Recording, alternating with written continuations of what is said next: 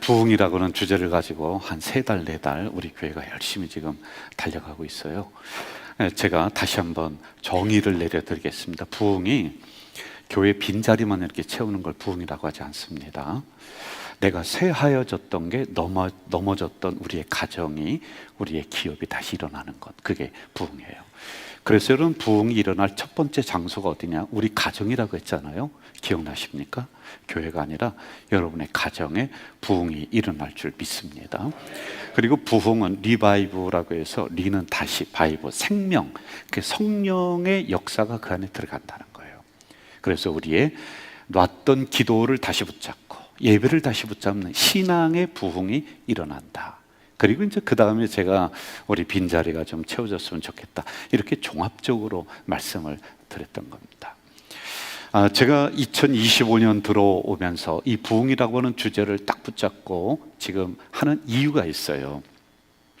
2019년에 우리 교회가 이쪽으로 오고, 20년 코로나가 오고, 20년, 21년, 22년, 23년도 별거 못한 것 같아요. 뭐 준비하느라고. 24년에 비로소 좀 일어나서 막 달리는 우리 교회, 그러다가 이제 25년을 이렇게 맞이했어요. 그런데 제 마음에 급한 마음이 있는 거예요. 얼마 전부터 우리 탁구 동아리에서 제가 탁구를 칩니다. 그런데 거기에서 저를 레슨해 주는 집사님 2분이 계세요. 여기 우리 김 집사님이 계시고, 또 우리 문 집사님이라고 하는 분이 저를 레슨해 줍니다. 그런데 그 2분들이 공통적으로 저에게 하는 말이 있어요. 가장 많이 하는 게 뭐냐? 목사님, 힘 빼세요. 힘 빼세요. 힘을 빼라는 거예요. 저는 이제 막 힘이 들어가서 잘 치려고 막 하니까, 목사님 그러면 안 돼요. 힘 빼세요. 이 얘기를 많이 합니다. 그리고 2번째 어떤 얘기를 하냐면은, 제가 이제 멋있게 하려고 저 탁구채를 가지고 막 이렇게 하니까, 그러게 하면 안 되고요. 목사님, 인위적으로 만들지 말고 자연스럽게 하세요. 자연스럽게 하세요. 이야기를 굉장히 많이 제가 들었습니다. 제가 그랬던 것 같아요. 그 이야기를 들으면서 제 목회, 그리고 이 부흥이라고 하는 주제를 보면서, 내가 힘이 많이 들어갔구나. 억지로 하려고 하는 이런 게 있구나. 그런데 이게 서서히 바뀌는 거예요. 결국에는 하나님의 역사하셔야 되고 성령이 역사해야지 여러분들 가정이, 그리고 우리 교회가 부흥이 되지, 인위적인 힘으로 되는 게 아니구나. 힘 빼야 되겠구나, 이걸 느끼게 되는 거죠. 그리고 자연스럽게 가야지만이, 이게 억지로 뭔가를 만든다고 해서 이렇게 되는 게 아니구나. 탁구를 하면서도 목회를 배우는 거예요. 우리 주변 분들에게 한 번 더 인사하겠습니다. 오늘도 행복하세요. 시작. 이렇게 제가 하는 이유가 있습니다. 여러분, 우리 언어를 잘 보면은 여러분들이 거듭났어요. 그리고 인격의 변화도 있는데, 마지막으로 이 입술의 변화, 언어의 변화가 일어나지 않은 거예요. 그러니까 부흥이 막히는 거예요. 그래서 이 문제 오래전부터 제가 준비했던 설교이거든요. 이번 주, 다음 주 이 부분에 대해서 우리가 집중적으로 살피는 시간이 될 거예요. 이종범이라고 하는 교수님이 우리가 원하는, 평신도입니다. 그런데 장로님이신데, 우리가 원하는 목회자, 목사님 44가지의 그 주제를 가지고 이렇게 이야기를 했는데, 몇 가지 읽어드릴게요. 잘 보세요. 헌금을 강요하지 않는 목회자, 고급 성령차를 거부하는 목사님, 이런 분들을 좋아한다는 겁니다. 오늘 우리 성도들이 원하는 목회자는 이런 분들이라는 거예요.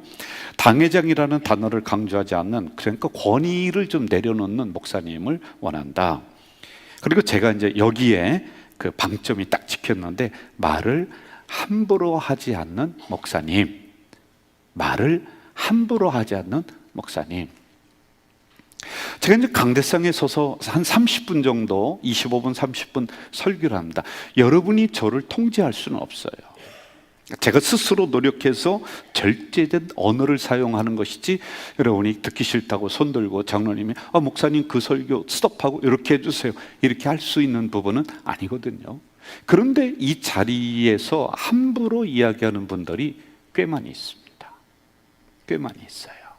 물론 저도 그 안에 들어갈 수도 있는데, 그냥 속된 언어를 사용한다든지, 욕한다든지, 저주를 한다든지, 어이, 저러지 마!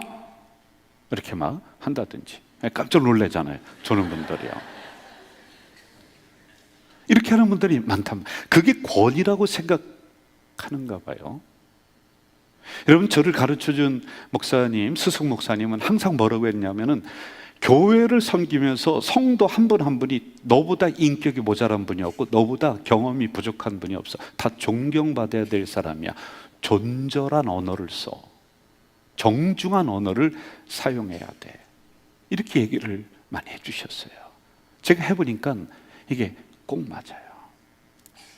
친하다는 이유로 인해서 성도를 함부로 한다든지, 뭐 그냥 자기 동생 다루듯이 한다든지, 여러분 이거 좋지 않습니다. 저야 이제 우리 노건사님들 이렇게 앞에 계신데, 우리 노건사님들에게는 마치 이제 자녀가 엄마에게 투정을 부리듯이 제가 가서 안아주고 손잡고 뭐 이렇게 하는데, 부목사님들에게 제가 반드시 얘기해요. 교육자를 하면서 나같이 하지 마라. 그럼 당신들 실수하는 거야. 이렇게 하려면 적어도 10년, 20년 그 교회에서 담임 목사를 하면서, 그러면서 관계가 형성이 돼야지 할 수 있는 거지. 이렇게 함부로 하는 경우가 굉장히 많이 있단 말입니다. 주일에 여기 오시는 대부분의 성도님들의 상황이 어떠냐면은 좋은 소리 들으려고 오는 거예요. 여러분, 이 자리에서 함부로 여러분을 그냥 재단하고 함부로 찌르고, 물론 회개해야 된다라고 하는 강력한 복음의 메시지는 전할 수 있습니다만은, 여러분들의 인격을 갖다가 함부로 그 소리 들으려고 오는 거 아니거든요. 좋은 소리 얼마나 많습니까? 그리고 누구 하나 함부로 이야기를 들을 만한 인격이 아무도 없는 그런 날이에요. 그런데 교회 와서 세상에서도 안 좋은 소리 듣고 뭐 그러다 견디다 교회 왔는데, 교회에서도 별 수 없이 그냥 어느 집사님에게, 어느 권사님에게 또는 목사에게 이러한 소리를 듣는다. 힘이 빠지는 거예요. 예를 들어서 여러분, 마라톤을 뜁니다. 일주일간 열심히 달렸어요. 그리고 지친 막 숨을 헐떡거리면서 이 성전의 문을 들어왔는데, 담임 목사가 하는 이야기가, 아니 김 집사님, 겨우 뛴다는 게 그 모양입니까? 아니 3등이 뭡니까? 3등이. 그렇게 얘기하면 여러분 더 힘이 빠지지 않겠어요?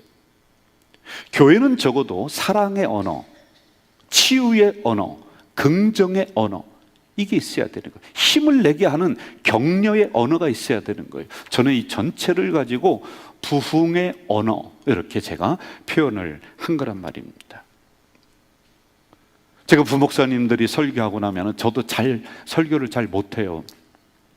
그런데 여러분들에게 설교 못한다는 소리 듣는 것보다 담임 목사가 교정을 해주고 하는 게 훨씬 더 낫지 않겠습니까?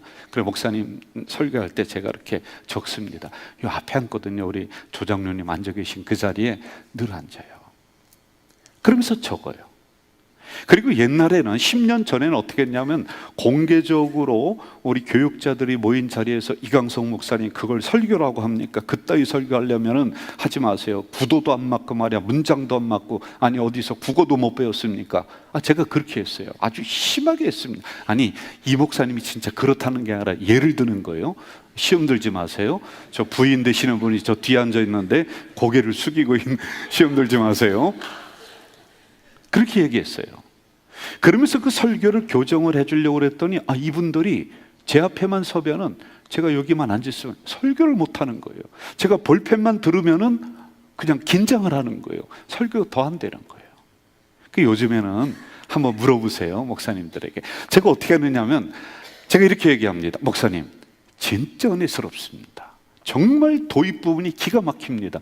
아니 어쩌면은 그 본문을 그렇게 깊이 파서, 아니 이런 각도에서도 볼 수가 있네요. 야, 정말 대단하십니다. 제가 많은 은혜 받았습니다. 제가 그렇게 해야 하네요, 목사님. 그거 봐요, 한다 그러잖아요. 그리고 나서 그 다음에, 목사님 그런데 여러한 거 조금만 고치면은 굉장한 설교가가 될 것 같아요. 그랬더니 신명나 하는 거예요. 신바람나 하는 거예요.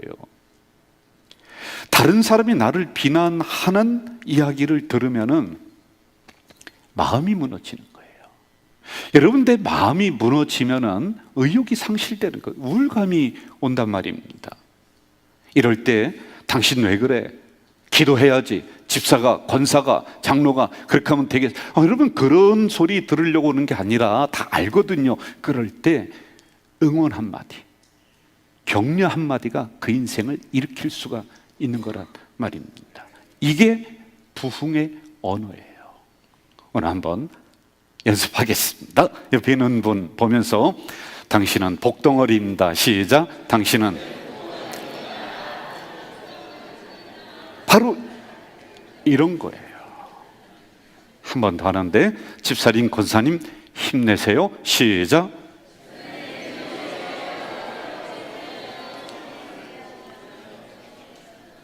우리가 이 언어를 사용해야 되는 이유가 있습니다. 우리는 구원받은 백성들이거든요. 그런데 입술이 거듭나지 않았다고 했어요. 반드시 이러한 부흥의 언어를 사용해야 되는 이유 한 문장 나갈 거예요. 같이 한번 보겠습니다. 시작. 사람은 말하는 대로 살아가는, 한 번 더 합시다. 시작. 사람은 생각대로 사는 게 아니라 말하는 대로 살아가는 존재가 바로 인간이라네요. 누군가에게 긍정의 이야기를 듣고 부정의 이야기, 나쁜 이야기를 들어서, 그런데 그것이 내 안에 들어와서 생각을 만들어요. 잘 들으세요. 생각. 그리고 그게 나의 언어가 됩니다.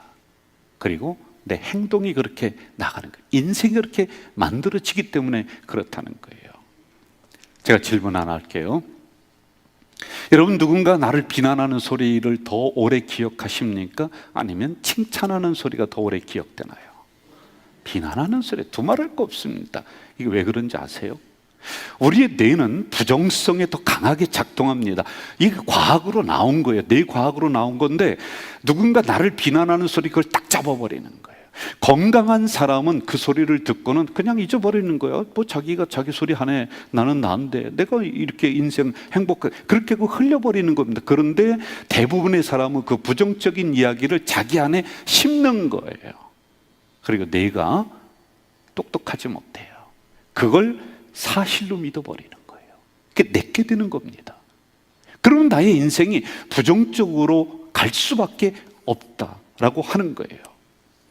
좋은 문장이 있어서 제가 또 소개합니다. 같이 한번 읽어봅시다. 시작.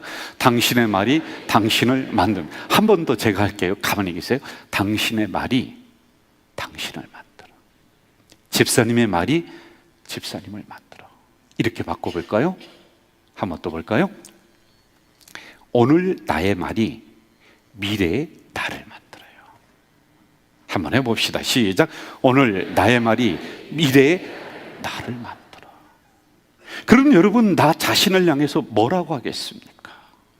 나는 잘된다, 나는 우리 가정 형통하다, 이러한 것을 지금 여기서 심어야지 미래의 우리의 가정이, 나의 인생이 그렇게 만들어진다는 거예요. 그래서 제가 자꾸만 긍정의 언어 사용하세요, 여러분 사랑의 언어 사용하세요, 할 수 있다는 언어 사용, 이걸 수도 없이 제가 설교를 했었던 이유가 바로 그런 거예요.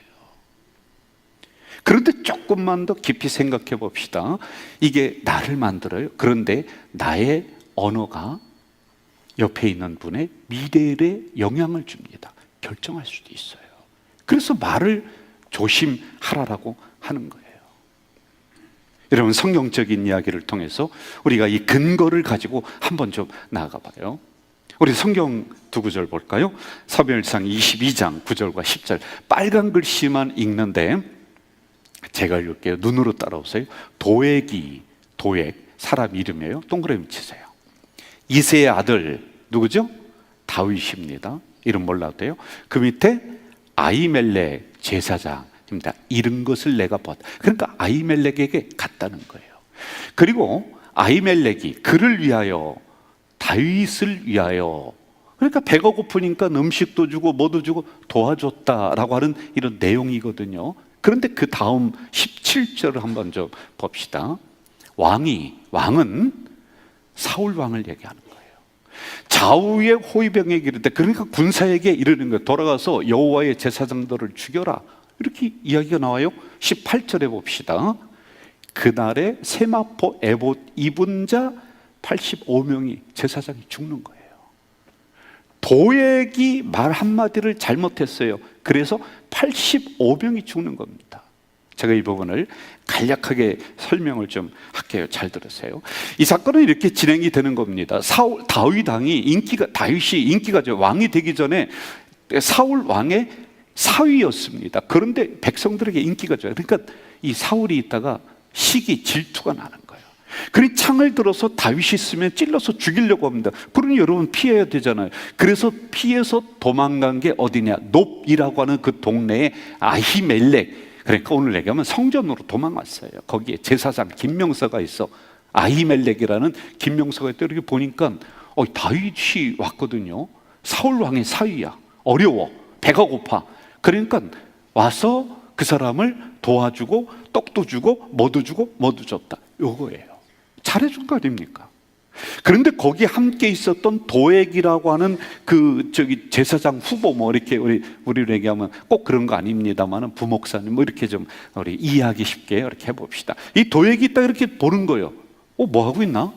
아히멜렉을 보니까 다윗을 도와주고 있단 말입니다. 그래서 이 도액이 있다가 쫓아가서 사울 왕에게 이걸 일러버린 거예요. 왕이요.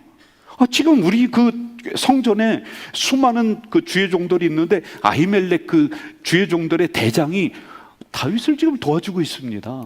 당신에게 이거 반대되는 행위입니다. 그랬더니 사울 왕이 군사를 보내서 85명을 다 죽였다.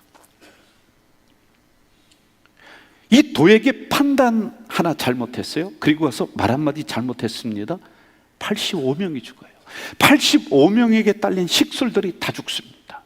그 성에 있는 짐승들을 다 죽여버립니다. 이런 일이 있고 나서 다윗이 너무 분한 거예요. 너무 억울한 거예요. 나 때문에 85명의 사람이 죽은 거예요. 도액, 저 인간 왕이 됐습니다. 그런데 그 인간을 딱 처분할 수 있어요. 그런데 너무 분한데 처분하지 않아요. 목을 치지 않습니다. 너무 분한 마음을 가지고 오늘 시편 52편을 기록했다는 거예요.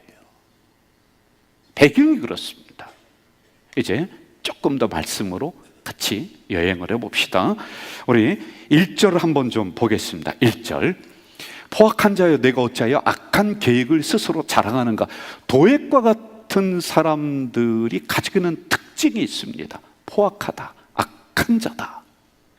생각하는 자체가 아니 어쩌면 저 인간 저럴까? 아니 어쩌면 저렇게 싸가지 없이 굴까? 아니 어쩌면 하나님 믿는다고 하면서 저 따위로 행동할까? 그런데 그 근원을 파고 들어가 보니까 마음의 틀이 문제야. 나오는 게 악해요. 이걸 고쳐야 돼요. 근데 안 고칩니다. 우리에게도 있어요, 여러분. 두 번째로 볼까요? 우리 2절로 한번 가봅시다.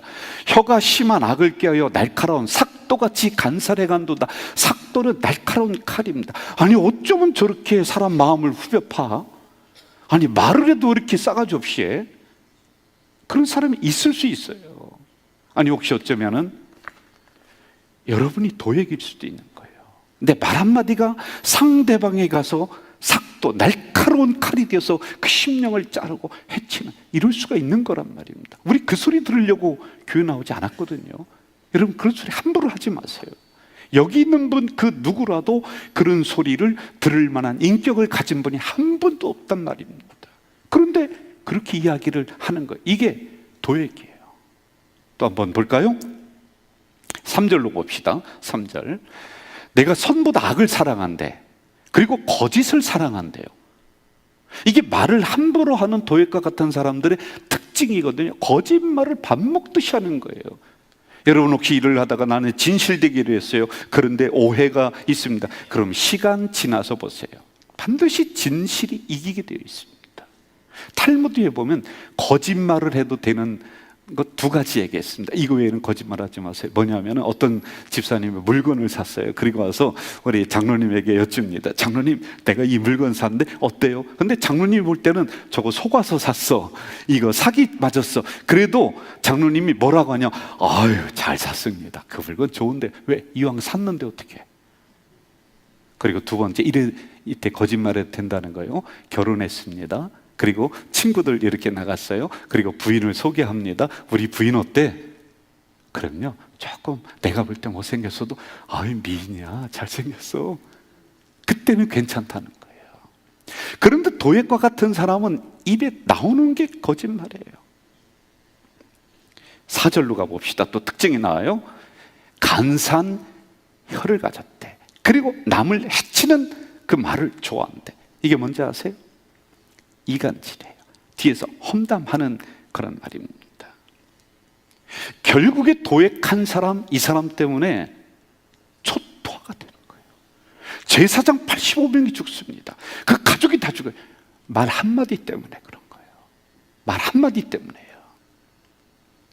제가 목회를 오래 하면서 성도의 유형을 두 가지로 저는 이렇게 딱 구분이 좀 되는 것 같아요. 우리 성도들 볼 때 고급스러운 영성을 가진 분들이 있습니다. 웬만하면 말 안 하고 삼키고 다른 사람의 장점을 이야기해 주고 격려해 줍니다. 따뜻한 말을 합니다.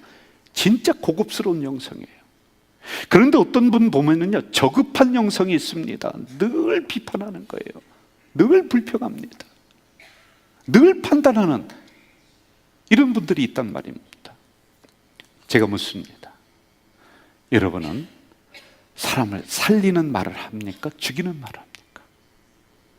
삭도같이 그 사람의 마음을 막 찌르고 상처를 헤집는 그런 말을 하나요? 아니면 좀 다독거리는 말을 하나요? 제가 볼 때 다 복받을 조건이 다 됐습니다. 정말 열심히 하거든요. 예배 잘 드리거든요. 헌신 정말 열심히 하는데 그 복이 안 와. 부흥의 장애 요소가 있어. 지난주에 얘기했던 내 예배의 그 우물에 쓰레기를 다 걷어내서 생수가 막 나오게 만들어. 그래도 안 돼. 마지막에 요것 때문에 그러는 거예요. 말 때문에 다 까먹어요. 이거 정말 조심해야 돼요. 그래서 자신 없으면요, 말을 줄이세요. 말하지 마세요. 왜냐하면 나에게 오는 복 다 까먹고 그것만이 아니라 상대방 85명을 죽이는 말의 화살, 삭도가 돼서 날아간다니까요. 어떤 때 보면은 공동체를 막 해치는 그런 말을 하고 다니는 사람이 있거든요. 그럼 이제 우리 분별하는 권사님들이나 집사님들이 이렇게 얘기해요. 아유, 우리 목사님은 저 사람에 대해서 알까? 아이고, 저 인간 안 되는데. 그런데 여러분, 저도 알아요. 그런데 걱정하지 마요. 공동체는 흔들리지 않아요. 하나님이 세워주는 공동체거든요. 그리고 그 사람도 우리 공동체에 어떤 역할이 있는 거예요. 우리가 알곡만 모아서 내 마음에 쏙 드는 사람만 모아서 저도 목회하면 잘 될 것 같은데 안 됩니다. 교회는 가라지가 있어서요, 그 알곡을 뭉치게 만드는 거예요. 여러분, 제가 물을게요. 대답해 주세요. 예수님이 가룟 유다가 자기를 팔 것을 1번 알았다, 2번 몰랐다. 몇 번?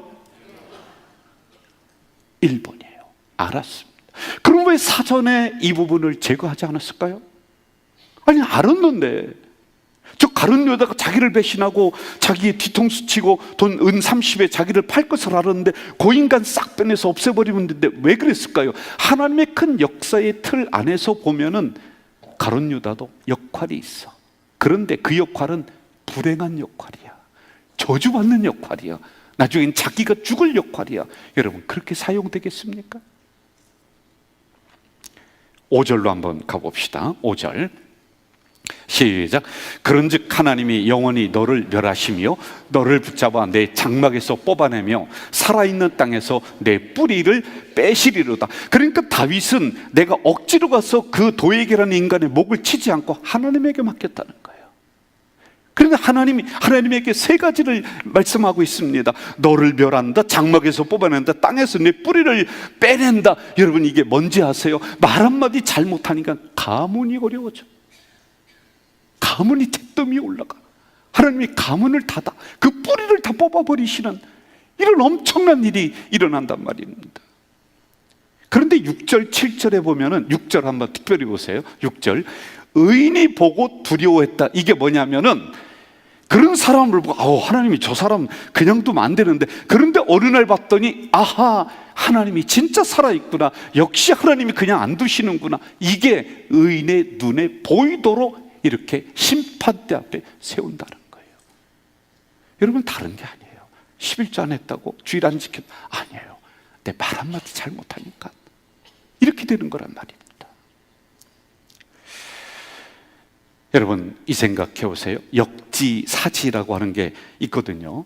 내가 싫어하면은 다른 사람도 싫어하는 거예요. 내가 안 가고 싶으면 다른 사람도 안 가는 거예요. 내가 맛없으면 다른 사람도 맛없는 거예요. 여러분, 이렇게 상대방의 입장에서 우리가 좀 한 번 더 깊이 생각해 보면은 함부로 우리가 이야기할 게 하나도 없어요. 오히려 축복해 주세요. 오히려 격려해 주세요. 여러분, 그 축복, 그 사람이 안 받으면 누게 된다? 내게 되는 거라니까요. 한번 따라하세요. 내게 된다. 함부로 말해서 도액과 같이 멸문지화를 당하고 85명의 사람을 죽이는 이러한 사람이 되지 말기를 주의 이름으로 부탁드려요. 무더운 여름날 격려해 주세요. 칭찬해 주세요. 인정해 주세요. 제가 이제 설교를 이렇게 마무리하면서 준비하면서 이런 부정적인 예는 너무 많아요. 그러면 진짜 부흥의 언어를 사용해서 사람을 살리고 공동체를 살렸던 사람이 누굴까 고민하게 되었어요. 근데 그런 사람이 있더라고요. 우리 성경으로 가봅시다. 사도행전 11장 같이 볼까요? 시작. 바나바는 착한 사람이요 성령과 믿음이 충만한 사람이라 이에 큰 무리가 주께 더하여 지더라. 바나바라고 하는 뜻이 있습니다. 뭐냐면 위로자라는 거야. 말로 위로하는 거야. 격려자, 격려해줘. 아니, 바나바의 뜻이 그렇다니까요. 그래서 초대교회 장로님이십니다. 지도자입니다. 이 바나바가 그 초대교회에서 엄청난 일을 하는 거예요. 상처받은 심령들이 들어왔을 때 이 바나바 장로님이 가서 따뜻하게 그 사람을 감싸고 위로하고 격려해 줍니다. 그랬더니 막 교회가 막 부흥이 되는 거예요. 특징이 있어요. 간단하게 봅시다. 바나바는 착하다. 착한 사람이다. 착하다라고 하는 것은 아가도스, 이게 헬라 원어의 뜻인데 두 가지가 있습니다. 하나님의 거룩한 일을 위해서 열심히 매진하는 사람, 그리고 두 번째는 공동체의 위로와 격려를 전달하는 인격이 돼 있는 사람. 저는 이런 분들이 옆에 있는 여러분들 되시기를 주의 이름으로 축복합니다. 특징이 또 있어요. 바나바는 교회를 사랑했던 사람. 여러분, 제가 이거 인위적으로 만든 것이 아니라 이러한 부흥의 언어를 사용하는 사람 바나바의 특징을 파고들다 보니까 사도행전 4장에 이 사건이 나옵니다. 교회가 부흥이 됐어요.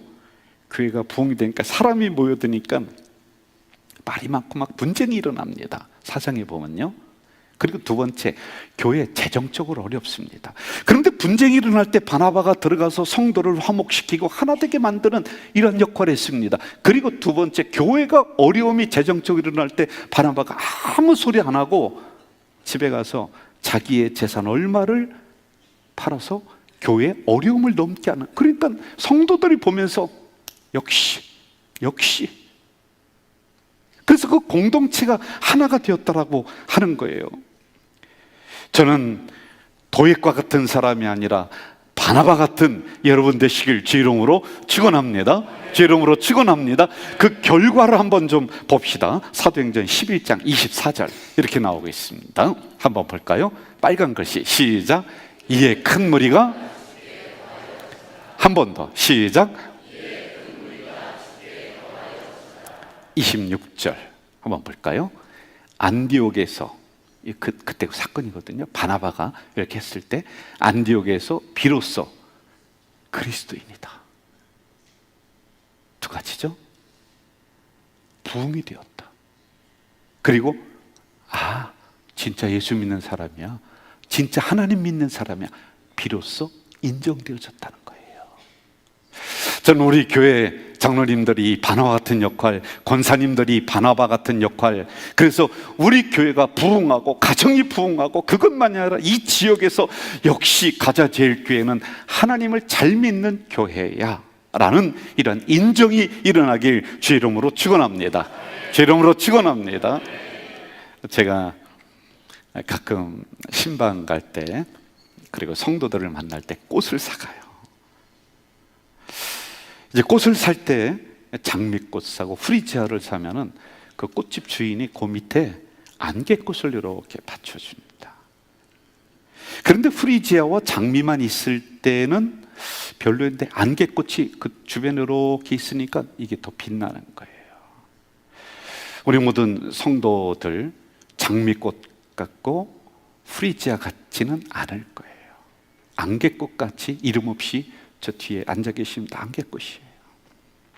죄송해요. 저는 마치 장미꽃 같고 프리지아 같이 앞에서 이렇게 보이는데, 저도 결국에는 하나님 입장에서 볼 때는 하나님을 드러내게 하는 안개꽃과 같은 그런 존재란 말입니다. 그러므로 여기 있는 모든 분들이 비록 인생의 그리고 내 삶의 주체자적인 역할을 하며 가지만은 이 공동체에서 장미처럼 프리지아처럼 드러나지는 않지만은 안개꽃처럼 다른 사람을 받쳐주는 그 역할을 하거든요. 그 누구 하나 소중하지 않은 분들이 없습니다. 제가 언젠가 김혜자 배우가 쓴 꽃으로도 때리지 말라, 이 책을 본 기억이 있어요. 꽃으로도 때리지 말라. 그 내용에 보면은요, 누구든지 소중하다는 겁니다. 누구든지 아름다운 꽃이라는 거예요. 그 어떤 누구도 함부로 대할 수 없는 소중한 분들이다. 여러분, 우리가 책망받고 꾸지람 받으려고 이 자리에 온 거 아니거든요. 하나님에게 다 인정받는 여러분들이에요. 그 누구라도 함부로 대하지 마세요. 제가 설교를 어떻게 마무리할까 고민을 하고 있을 때 어떤 권사님이, 어떤 성도님입니다, 영상 편지를 저에게 하나 보냈어요. 야, 이거 하나님이 보내준 것이다. 제가 정말 마음에 딱 와닿아서 여러분에게 소개하려고 하는데, 그 앞부분에는 그 손녀가 이렇게 부른 노래입니다. 한번 보실까요? 산에 피어든 꽃이고 소리 좀 키워주세요. 길가에 피어든 꽃이고 모두 다 꽃이야. 아무데나 피어도 생긴 대로 피어도 이름 없이 피어도 모두 다 꽃이야. 봄에 피어도 꽃이고 여름에 피어도 꽃이고 몰래 피어도 꽃이고 모두 다 꽃이야. 아무데나 피어도 생긴 대로 피어도 이름 없이 피어도 모두 다 꽃이야.